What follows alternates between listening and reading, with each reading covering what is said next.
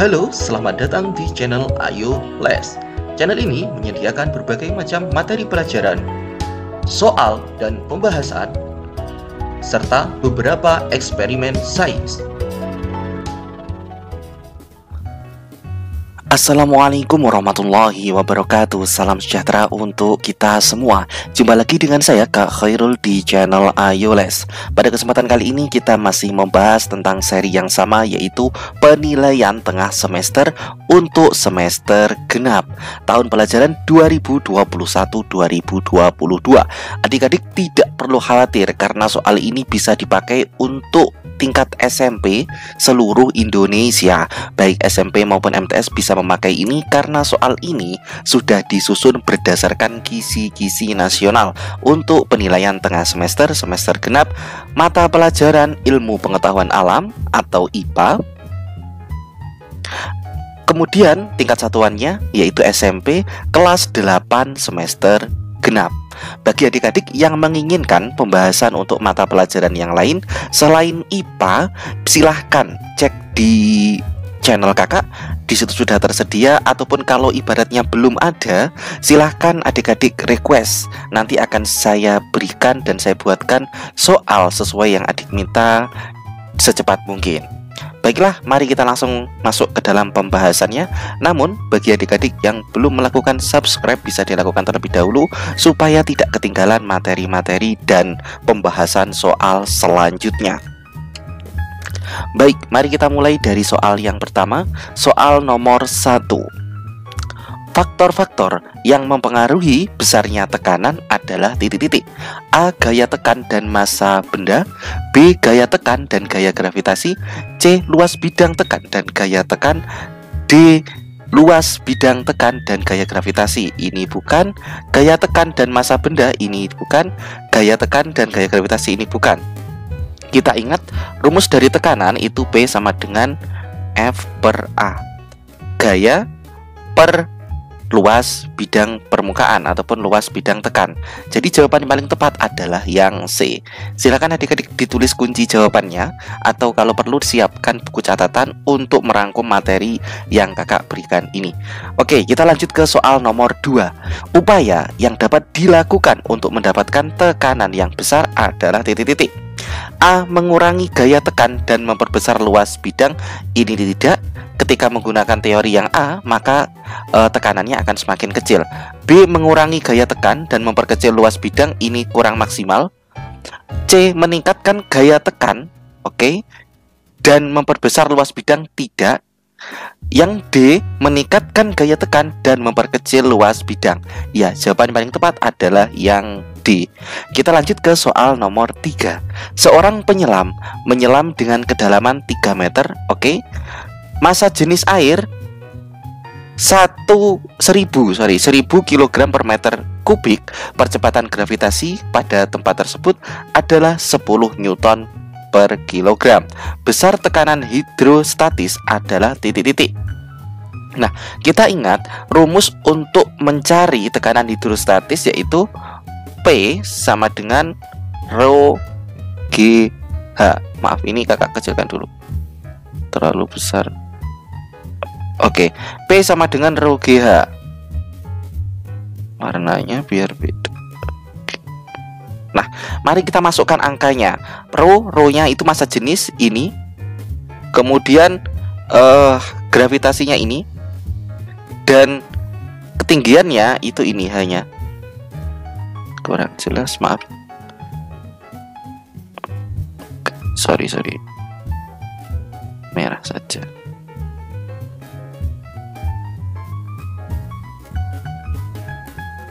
Oke, mari kita masukkan 3 meter kedalamannya. Oke, rho-nya di sini 1000 sama dengan 1000, oke. G-nya gravitasinya ini 10 dikali 10 dikali kedalamannya 3 meter 3. Oke, berapa jumlahnya adik-adik? 1000 dikali 10, 10.000 dikali 3, 30.000. 30.000, jangan lupa satuannya Pascal, atau bisa juga dengan Newton per meter persegi. Oke, apakah ada jawabannya adik-adik? 30.000 PA? Pascal? Ya, ada. Jawabannya yang B. Kita lanjut ke soal selanjutnya. Mohon maaf adik-adik, ini saya percepat ya pembahasannya karena ini nanti akan banyak sekali yang perlu dihitung dan dibahas. Jadi sekiranya sudah paham, maka akan kakak percepat pembahasannya. Oke, kita lanjut ke soal nomor 4. Sebuah drum besi dapat mengapung di dalam air disebabkan oleh titik-titik. A. Massa jenis seluruh drum lebih kecil daripada massa air. Ya, ini jawabannya. Jadi massa jenis seluruh drum beratnya itu, massa jenisnya itu lebih kecil daripada massa air yang dipindahkan oleh drum tersebut. Oke, jawabannya yang A. Yang B, massa jenis seluruh drum lebih besar. Tidak. Kalau lebih besar otomatis akan tenggelam. Yang C, massa jenis bahan pembuat drum lebih kecil dari bahan massa jenis air. Ini kurang sesuai. Massa jenis bahan pembuat drum lebih besar. Kalau lebih besar pasti akan tenggelam. Oke, jawaban yang paling tepat adalah yang A. Kita lanjut ke soal nomor 5. Teknologi berikut ini yang tidak menggunakan prinsip Archimedes adalah titik-titik. A. Hidrometer. B. Balon udara. C. Dongkrak mobil. D. Jembatan ponton. Nah, di sini yang tidak memakai teori Archimedes yaitu yang C. Oke, kita lanjut ke soal selanjutnya. Soal nomor 6. Perhatikan gambar berikut ini. Sebuah benda memiliki berat 50 Newton. Oke ya, beratnya 50 Newton. Ketika ditimbang di dalam air beratnya hanya 45 Newton. Maka gaya ke atas yang menekan benda sebesar titik-titik. Nah, ingat di sini sebelum dimasukkan air 50 Newton. Setelah dimasukkan ke dalam air kemudian ditimbang menjadi 45 Newton. Berarti rumusnya adalah berat ketika sebelum dimasukkan dikurangi berat ketika sudah dimasukkan.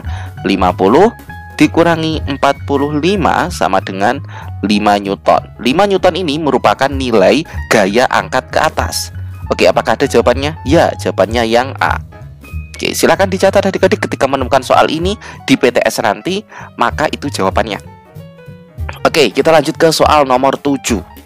Sebuah alat mengangkat mobil, ya ini dongkrak ya, memiliki luas penampang penghisap kecil A1 sebesar 20 cm persegi. Oke, yang ini. Kemudian penghisap besar A2 sebesar 50 cm persegi. Yang ini. Oke, kemudian mampu mengangkat beban mobil yang mana di sini adalah 20.000 Newton. Rumusnya yaitu kita menggunakan P1 sama dengan P2.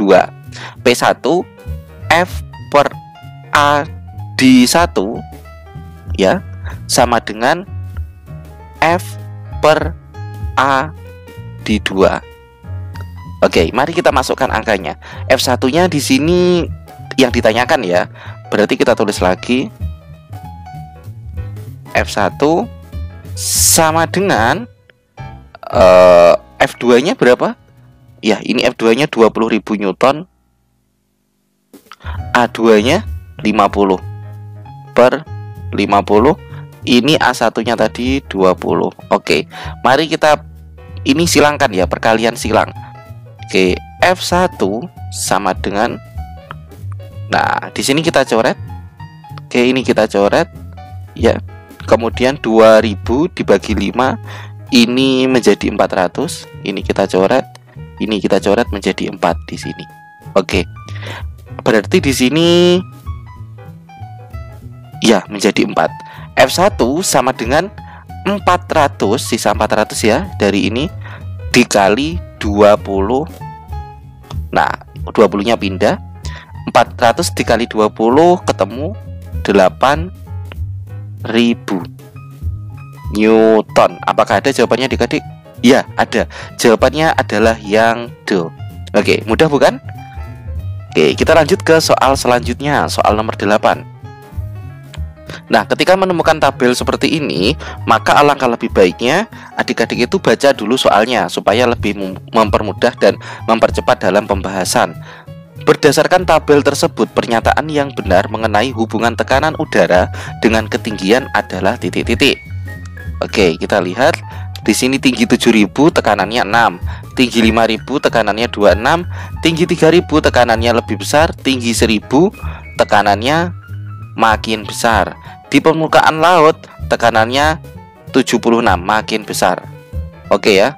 Jadi di sini intinya semakin tinggi maka tekanannya akan semakin kecil. Semakin mendekati permukaan laut maka tekanannya akan semakin besar. Oke, kita baca opsinya. A. Ketinggian tempat menghambat tekanan udara. Ketinggian tempat menghambat tekanan udara. Ini tidak, kurang sesuai. Semakin rendah tempat maka tekanan udaranya terhambat. Ini juga tidak. C. Semakin tinggi tempat maka tekanan udaranya semakin besar. Tidak ya. Tadi semakin tinggi tempat tekanannya semakin kecil. Semakin tinggi tempat maka tekanan udaranya semakin kecil. Ya, jawabannya yang D. Kita lanjut ke soal nomor 9.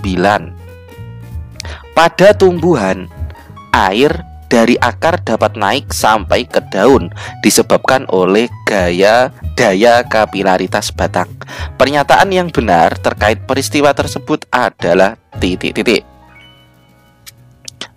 A. Di dalam sel-sel akar terjadi peristiwa osmosis sehingga menyebabkan daya kapilaritas batang meningkat. Ya, ini jawabannya. Jadi di dalam sel-sel akar itu ada peristiwa osmosis antar sel yang mana mampu menyebabkan air itu naik ke dalam akar dan mampu disalurkan melalui xilem ke seluruh tubuh tumbuhan dan terutama dibawa ke daun sebagai bahan fotosintesis. Oke, kita lanjut ke soal nomor 10. Pada saat mengukur tekanan darah dengan tensimeter berlaku hukum titik-titik. A. Boyle, B. Pascal, C. Newton, ataupun D. Archimedes. Nah, dalam pengukuran tensimeter itu menggunakan penerapan hukum Pascal. Oke, jawabannya adalah yang B. Kita lanjut ke soal berikutnya. Oh, ini soalnya jawaban untuk soal nomor 11 dan 12. Perhatikan uraian berikut dengan cermat. Oke, kita baca aja dulu soalnya. Mengapa perubahan warna bikarbonat pada tabung B lebih cepat dibanding dengan tabung A? Oke, kita coba amati dulu. Mengapa perubahan warna bikarbonat pada tabung B lebih cepat dibanding tabung A? Oke, ini kenapa lebih cepat dibanding tabung A? Oke. Vira meneliti udara yang keluar masuk dengan menggunakan perangkat praktikum seperti pada gambar di atas. Tabel berikut adalah hasil eksperimen yang membandingkan udara yang dihirup dan udara yang dihembuskan. Ketika seseorang bernafas secara normal dan telah melakukan aktivitas berlari atau melompat-lompat, bikarbonat adalah indikator untuk menguji kandungan karbon dioksida. Oke, ya. Ketika kandungan karbon dioksida rendah, bikarbonat akan berwarna merah hingga merah magenta ataupun merah tua. Sedangkan ketika kandungan T-nya tinggi, maka akan berubah menjadi berwarna kuning. Nah, di sini ditiup, kemudian ini adalah larutan bikarbonat. Oke ya.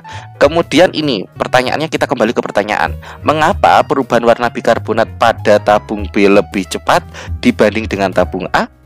Kita baca opsinya. A. Pada tabung A tidak memungkinkan udara pernapasan yang mengandung gas karbon dioksida masuk. Ya, ini jawabannya. Jadi jawabannya adalah yang A. B. Ini bukan. Yang C. Pada tabung B, gas karbon dioksida dari atmosfer lebih rendah daripada udara yang dihembuskan. Ini tidak. Yang D ini tidak. Oke, jawaban yang paling tepat adalah yang A. Kita lanjut ke soal nomor 12. Mengapa perubahan warna bikarbonat pada tabung A dan tabung B lebih cepat setelah seseorang melakukan aktivitas? Nah, tadi kan kita tahu kalau semakin banyak karbon dioksida di dalam yang masuk ke dalam larutan bikarbonat ini, maka akan menyebabkan perubahan warnanya itu semakin cepat. Semakin banyak karbon dioksida, maka akan semakin cepat berwarna kuning. Semakin rendah karbon dioksida akan menjadi warna merah. Oke, nah sedangkan ketika kita beraktivitas dan ataupun habis berlari dan melompat-lompat, itu kita menghasilkan karbon dioksida yang berlebih. Nah, Oke ya, paham adik-adik? Nah, kita langsung masuk ke pertanyaannya lagi. Mengapa perubahan warna bikarbonat pada tabung A dan tabung B lebih cepat setelah seseorang melakukan aktivitas? Nah, berarti penyebabnya tadi di mana? Di karbon dioksida. Oke, opsinya kita baca. A, karena gas oksigen terhidup lebih banyak. Tidak, kurang tepat. B, karena laju pelepasan karbon dioksida meningkat. Ya, ini masih ada kemungkinan. C, karena adanya perbedaan konsentrasi gas. Ini tidak. D, karena semakin banyaknya bikarbonat. Tidak, bikarbonatnya tidak bertambah ya. Jadi yang paling tepat adalah yang B, karena laju pelepasan karbon dioksida itu meningkat. Oke, kita lanjut ke soal nomor 13. Bagian yang ditunjuk dengan huruf P, Q, R, dan S adalah titik-titik. Oke, P, Q, R, dan S. Oke, P ini adalah trakea. P ini adalah trakea. Kemudian Q ini adalah bronkus. Kemudian percabangan yang lebih lanjut dari bronkus itu adalah bronkiolus di R. Kemudian yang S ini adalah alveolusnya, tempat pertukaran gas oksigen dan karbon dioksida. Oke, jawaban yang paling tepat adalah yang B berarti. P-nya itu trakea, Q-nya itu bronkus, kemudian bronkiolus dan alveolus. Itu ya cara menghafalnya. Trakea, bronkus, percabangan selanjutnya bronkiolus, dan tempat pertukaran gas itu adalah alveolus. Oke, kita lanjut ke soal nomor 14. Oke, maaf ini saya kecilkan, terlalu besar. Irfan menggunakan diagram berikut untuk mempelajari struktur paru-paru manusia. Di kelas, guru IPA menunjukkan 4 gambar sebagai berikut dan meminta Irfan untuk memilih salah satu gambar yang paling sesuai ataupun menyerupai dengan diagram paru-paru di atas. Gambar yang paling sesuai adalah titik-titik A, B, C, atau D. Ya, kira-kira yang paling menyerupai bentuk alveolus itu yang mana? A ya, gambar A yang paling menyerupai bentuk dari alveolus. Oke, kita lanjut ke soal berikutnya. Nah, ini amati gambar berikut dengan cermat. Nah, ini ada sel-sel tubuh, kemudian ini ada alveolus, gas yang ditandai dengan huruf X. Oke, masuk ke alveolus, kemudian dikeluarkan melalui Y. Huruf X dan Y adalah titik-titik. Ya, X yang masuk ke alveolus itu adalah karbon dioksida, berarti ini. Kemudian yang dikeluarkan dari alveolus kemudian diedarkan ke seluruh tubuh itu adalah gas oksigen. Jadi jawabannya adalah yang D, karbon dioksida dan oksigen. X-nya karbon dioksida, Y-nya itu oksigen. Oke, D jawabannya. Kita lanjut ke soal, ini hilang. Gini, kita lanjut ke soal nomor 16. Gambar berikut merepresentasikan rongga dada secara sederhana. Ini ada perumpamaan gambar paru-paru, kemudian ada diafragma melengkung ke atas. Peristiwa yang terjadi ketika diafragma melengkung ke atas adalah titik-titik. A, otot tulang rusuk berkontraksi. B, udara terhirup masuk ke paru-paru. C, tekanan dalam paru-paru meningkat. D, otot diafragma berkontraksi. Kira-kira apa jawabannya adik-adik? Ketika terjadi melengkung ke atas ataupun tertekan ke atas, maka di situ otomatis tekanan paru-paru akan meningkat. Sehingga jawabannya adalah yang C. Oke, kita lanjut ke soal nomor 17. Perhatikan gambar di bawah ini. Ada gambar, pada gambar di atas saat terjadi inspirasi ataupun menghirup pada titik A, B, C, atau D, tekanan udaranya paling rendah. Nah, di sini yang paling rendah yang mana adik-adik? Ketika terjadi inspirasi, tekanan udara yang paling rendah adalah yang C. Kenapa kok seperti itu, Kak? Iya, karena ketika proses inspirasi ataupun proses menghirup, maka tekanan di dalam paru-paru itu akan mengecil, akan berkurang, sehingga udara yang dari luar itu bisa masuk ke dalam rongga paru-paru, gitu ya. Jadi jawabannya adalah yang C. Gambar berikut menunjukkan perubahan tekanan udara dalam paru-paru selama pernafasan. Tekanan udara di atmosfer adalah 760 mmHg. Nah, ini adalah tekanan udara di atmosfer. Nah, kemudian pada diagram di atas, saat rongga dada mulai mengembang, ditunjukkan dengan huruf. Nah, ketika rongga dada mulai mengembang, maka tekanan udara di dalam rongga dada kita ataupun di dalam paru-paru itu semakin berkurang. Jadi titik mana di mana dari grafik ini yang mana tekanan dalam paru-paru kita itu semakin berkurang, mulai berkurang, ya, yaitu berada di sini ya, adik-adik, R. Berarti apakah ada pilihan jawabannya? Ya, ada, yaitu yang B. Kalau setelah berhenti mengembang berarti itu di S. Kayak gitu ya, adik-adik. Oke, kalau mulai mengecil itu berarti di sini. Kalau mulai membesar lagi yaitu berada di sini. Oke, intinya kalau mulai mengembang itu berada di R. Kembali lagi. Oke, kita lanjut ke soal nomor 19. Perhatikan grafik volume udara yang dapat ditampung paru-paru berikut. Oke. Berdasarkan grafik di atas, bagian X adalah titik-titik yang volumenya titik-titik. Nah, X ini ya, ini disebut sebagai udara apa? Kapasitas apa? Ya, ini adalah kapasitas vital, kapasitas ketika bernafas dalam keadaan biasa. Kemudian volumenya adalah 1000 ml. Apakah ada? Ya, jawabannya adalah yang D. Kita lanjut ke soal nomor 20. Seseorang menderita penyakit dengan diagnosis dokter sebagai berikut. Terjadi pertumbuhan sel yang tidak wajar di paru-paru. Penderita adalah seorang perokok. Berdasarkan informasi tersebut, penyakit yang diderita oleh orang tersebut adalah titik-titik: A. Kanker paru-paru, B. Asma, C. Bronkitis, ataupun D. Emfisema. Ingat di sini keywordnya adalah terjadi pertumbuhan sel secara yang tidak wajar ataupun ganas. Berarti itu adalah ciri-ciri dari kanker dan terletak di paru-paru. Berarti sudah jelas yaitu adalah kanker paru-paru. Oke, kita lanjut ke soal nomor 21. Diagram berikut merupakan proses metabolisme yang terjadi di dalam tubuh manusia. Oke, ini ada diagram. Pada peta konsep di atas, fungsi ekskresi ditunjukkan oleh huruf titik-titik. Ya, kita lihat dulu. Kelebihan protein dalam tubuh dirombak di dalam hati, menjadi senyawa mengandung unsur N, NH3, dan NH2OH. Senyawa tidak mengandung unsur N akan disintesis menjadi bahan baku karbohidrat dan lemak, dioksidasi menjadi energi, dan karbon dioksida dan air menuju paru-paru dikeluarkan dari tubuh.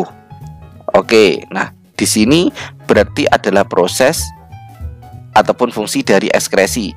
Paru-paru mengeluarkan uap air dan gas karbon dioksida dari dalam tubuh. Kemudian yang R ini menuju ginjal dan dikeluarkan melalui urin. Oke, nah ini juga fungsi ekskresi. Jadi R dan T, apakah ada? R dan T, ya ada, yaitu jawabannya adalah yang D. Oke, kita lanjut ke soal berikutnya. Soal nomor 22. Perhatikan gambar penampang ginjal berikut. Fungsi bagian yang bertanda huruf R adalah titik-titik. Ini R ya. Ini fungsinya ya yang ditanyakan. Oke, yaitu apa? A. Mengalirkan urin menuju kandung kemih. Ya, jawabannya adalah yang A. Mengangkut darah ini bukan, mengangkut keseimbangan ini bukan, ini juga bukan. Kita lanjut ke soal nomor 23. Jika seluruh darah dalam tubuh melewati ginjal dalam 5 menit, berapa kali seluruh darah tersebut melewati ginjal selama 1 jam? Nah, kalau 5 menit ini 1 kali melewati, kalau 1 jam berarti 60 dibagi 5 berarti berapa kali? Ya, 12 kali. Apakah ada jawabannya? Ya, jawabannya adalah yang B. Kita lanjut ke soal nomor 24. Seseorang siswa melakukan percobaan untuk mengetahui fungsi ginjal dengan perangkat seperti pada gambar. Oke, bagian ginjal dari proses yang terjadi sesuai dengan percobaan di atas adalah, nah, ini proses apa adik-adik kira-kira? Ada saringan, ada air dan pasir, kemudian disaring, kertas saring sehingga menjadi air jernih. Nah, ini adalah proses filtrasi.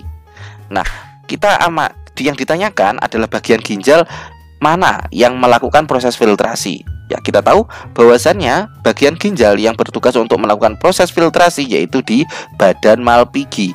Kemudian prosesnya adalah proses filtrasi. Oke, jawabannya adalah yang A. Silakan dicatat, jangan sampai tidak, karena ini penting banget. Soal nomor 25. Tabel berikut adalah hasil uji urin 2 orang pasien. Oke, berdasarkan data di atas, pasien yang diduga menderita albuminuria adalah titik-titik. Nah, ciri-ciri pasien yang menderita penyakit albuminuria ataupun adanya batu ginjal yaitu terbentuknya sebuah protein. Nah, di sini kira-kira yang urin yang mengandung protein yang mana? A atau B? Ya, ini aman. Asam aminonya berlebih, ini asam garam anorganiknya. Oke, nah di sini ini. Oke, yang B berarti yaitu pasien B. Oke, baiklah adik-adik, sepertinya pembahasan kita sudah cukup sampai sini terlebih dahulu. Apabila adik-adik ingin melanjutkan pembahasan ini, ingin dilanjutkan, silahkan request di kolom komentar untuk meminta melanjutkan materi ini. Akan kakak bikinkan part kedua, karena takutnya ini nanti kalau dijadikan satu part akan kebanyakan dan kepanjangan sehingga tidak nutut untuk waktu penguploadannya. Baik, terima kasih. Apabila ada kurang lebihnya dari kakak mohon maaf. Jangan lupa untuk klik like, komen apabila ingin melanjutkan video ini, atau silahkan komentar request materi apapun nanti akan kakak buatkan. Baiklah, terima kasih. Apabila ada kurang lebihnya mohon maaf yang sebesar-besarnya. Kakak akhirul kalam. Wassalamualaikum warahmatullahi wabarakatuh. Selamat belajar, semoga hasil PTS-nya memuaskan dan banyak soal yang keluar. Amin.